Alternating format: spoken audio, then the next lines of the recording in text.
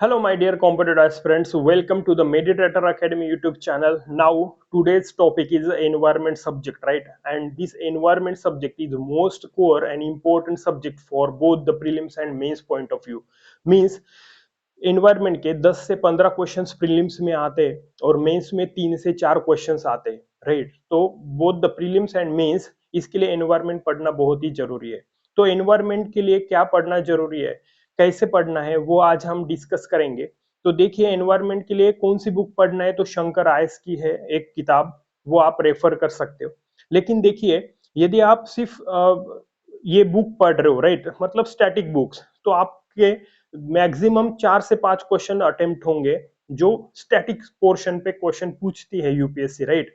तो बाकी के फिर कहाँ जाते हैं, राइट? तो आपको क्वेश्चन आता होगा कि चलो 4 से 5 15 में से, तो बाकी के कहाँ, तो बाकी में पूरा करंट अफेयर्स आता है, राइट? जो 10 से 15 क्वेश्चन है उसमें से मैक्सिमम क्वेश्चन करंट बेस आते हैं। तो फिर ये स्टैटिक बुक किसके लिए है? तो स्टैटिक बुक पढ़ना बहुत ही जरूरी है। क्यों? तो क्योंकि वहां पे जो बेसिक टर्म्स है एनवायरनमेंट के वो पता होने चाहिए, जैसे ecology, biodiversity, climate change, right, और institution and measures and agriculture, right? तो ये सब चीजें उसके उसमें इंक्लूडेड है, वो आपको पता होनी चाहिए, राइट? तो इसलिए आपको इन करंट अफेयर पढ़ना है। तो जैसे आप प्रिपरेशन स्टार्ट करते हो यूपीएससी करना, तो कम से कम पिछले 1.5 साल का और रनिंग में जो भी चल रहा है वो करंट अफेयर आपको पता होना चाहिए। यदि आप करंट अफेयर करके जाते हो एनवायरमेंट का, तो आपके करीबन 80 टू 90% क्वेश्चन अटेम्प्ट होंगे। जो 10 से 10 टू 20% क्वेश्चन है जो स्टैटिक पे आते हैं। इसलिए एनवायरमेंट का स्टैटिक के साथ साथ करंट बहुत ही इंपॉर्टेंट है। इसलिए अभी जो पिछले 3 साल का जो भी यूपीएससी प्रीलिम्स का ट्रेंड्स देखे, तो आपको पता चलेगा कि मैक्सिमम क्वेश्चंस करंट बेस आते हैं, राइट? तो करंट बेस मतलब कौन से?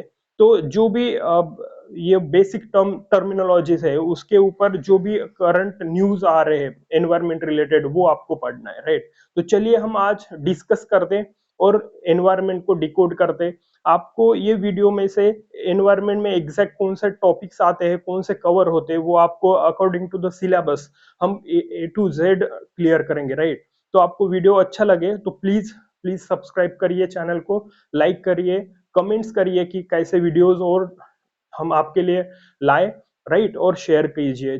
चलिए देखते हैं the environment. Okay,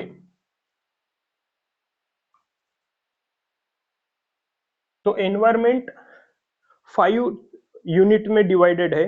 the first है इकोलॉजी,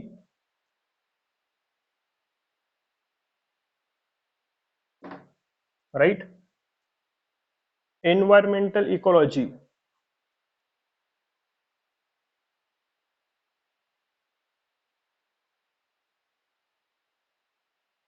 सेकंड है एनवायरमेंटल बायोडाइवर्सिटी।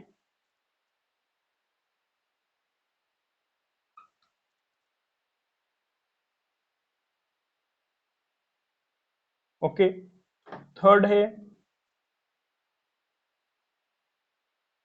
Climate change.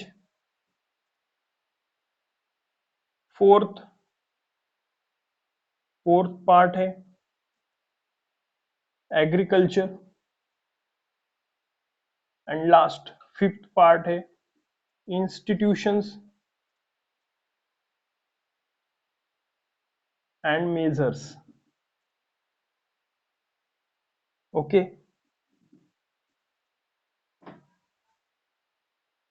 देखिए एनवायरनमेंट में क्या देखना है आपको। जैसे इकोलॉजी है, बायोडाइवर्सिटी है, climate change, agriculture and institutional and measures, ये मेन मेन फैक्टर्स है, मेन पार्ट्स है। इसमें हम सब्जेक्ट्स में ये पार्ट्स में, इस सब्जेक्ट्स के पार्ट्स में एक एक चैप्टर हम देखेंगे, उसी के ऊपर है, और हम उस चैप्टर्स को डिकोड करेंगे कि कौन से पार्ट्स इंपॉर्टेंट है, कौन से चैप्टर इंपॉर्टेंट है, कौन से चैप्टर पे क्वेश्चंस बनते हैं और आपको क्या क्या पढ़ना है।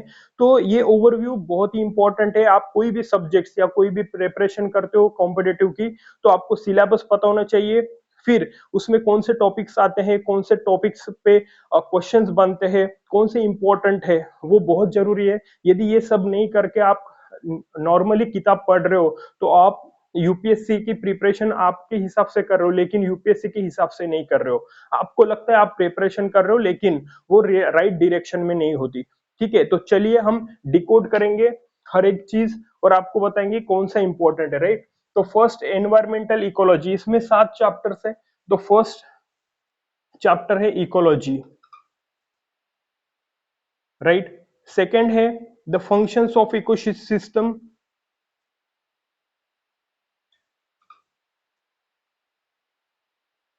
Third terrestrial ecosystem.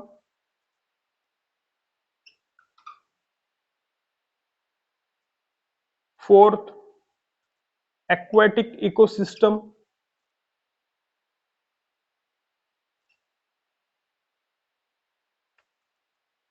Fifth, environmental pollution.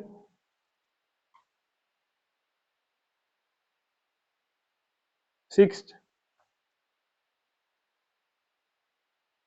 environmental issues. And seven, environmental impact assessment,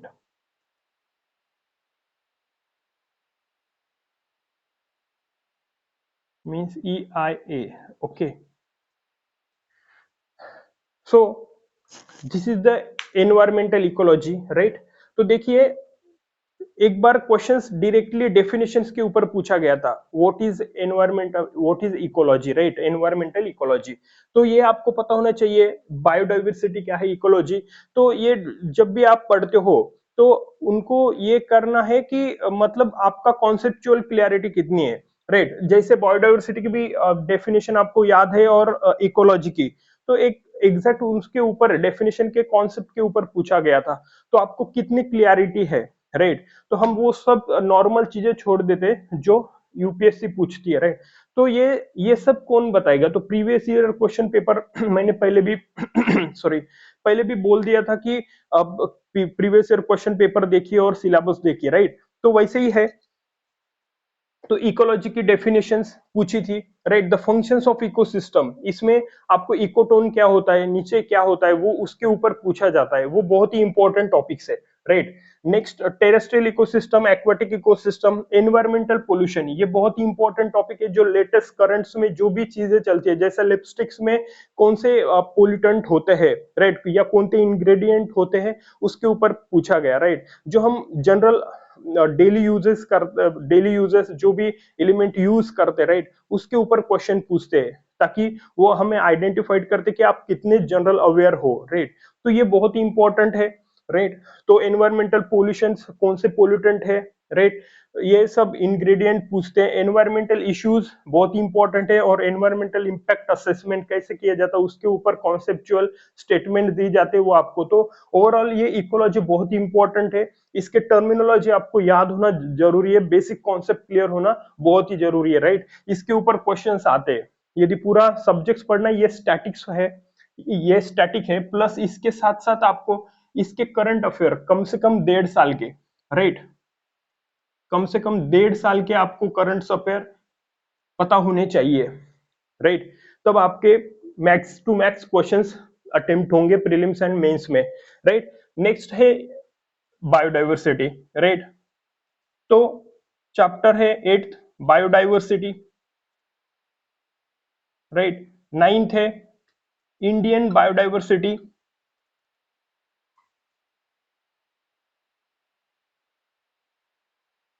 10th है Indian forest. 11th chapter animal, sorry, scheduled,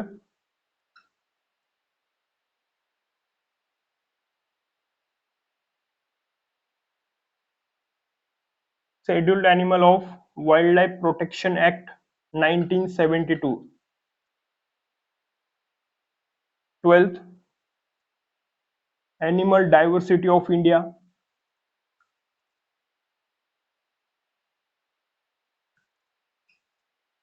13th, Plant Diversity of India. 14th,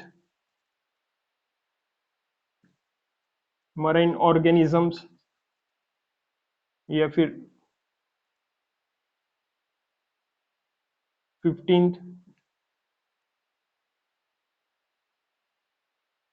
Protected Area Networks,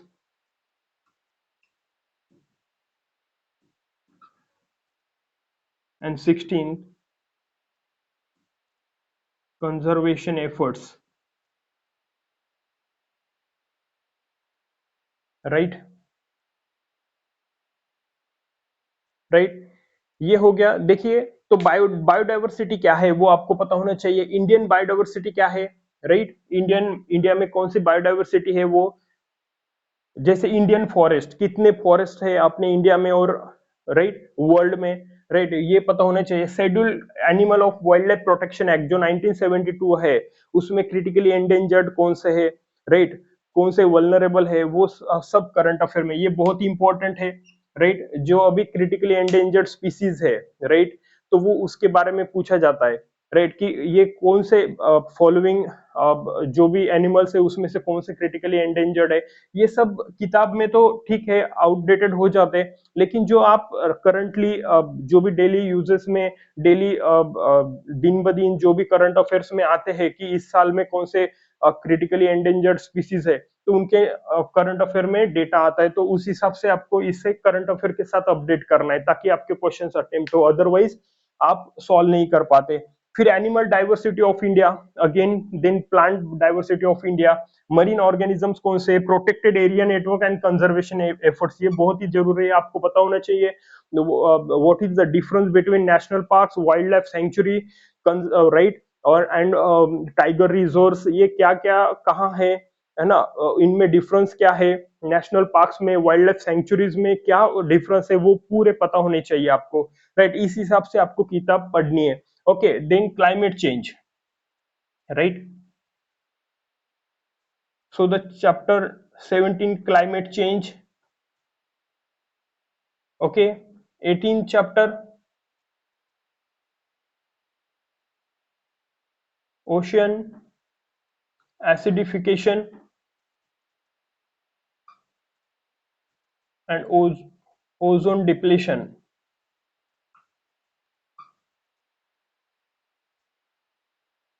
impact of climate change,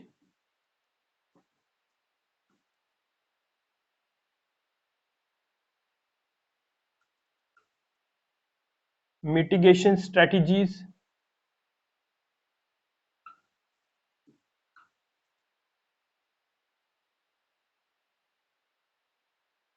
renewable energy, and last,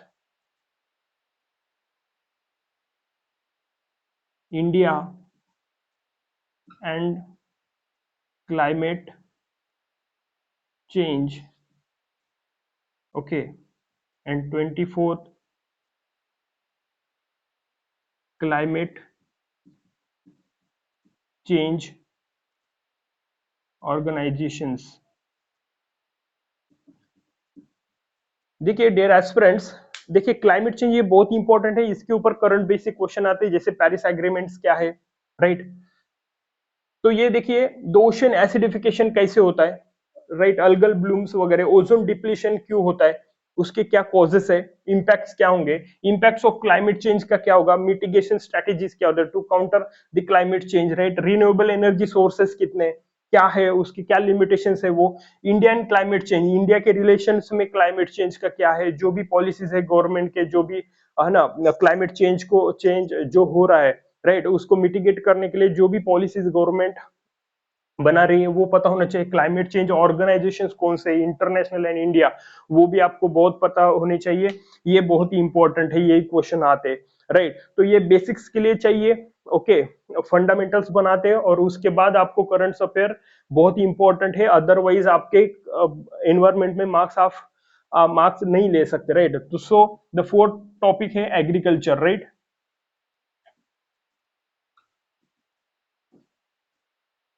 देखिए ये बहुत ही important है agriculture.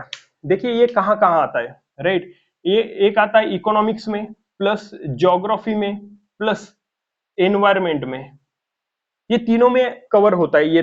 तो इसे क्या करो, Wikipedia download करो, प्लस एग्रीकल्चर प्लस यूपीएससी डालो या एमपीएससी, राइट। तो क्या होता है इसका पीडीएफ आएगा, और आप इसके लिए इकोनॉमिक्स में भी जो भी एग्रीकल्चर आता है उसके ऊपर नोट्स बना के रखो, ज्योग्राफी एनवायरमेंट इसके लिए बहुत ही अच्छे से एग्रीकल्चर के ऊपर डिटेल नोट्स बना के रखो, ताकि एक ही इसमें आपको तीन ही सब्जेक्ट का एग्रीकल्चर कवर हो जाएगा। जैसे इकोनॉमिक्स में आता है, राइट, इंडियन इकोनॉमी में, ज्योग्राफी में और एनवायरमेंट में, तो एक ही साथ पढ़ो तीनों के लिए सॉरी तीनों के लिए अच्छा हो जाएगा, ओके। लास्ट है institution and measures, right. So the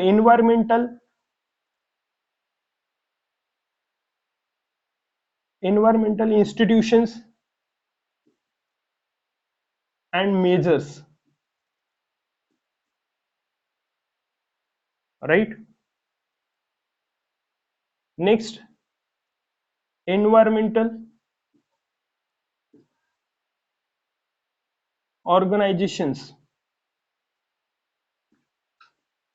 27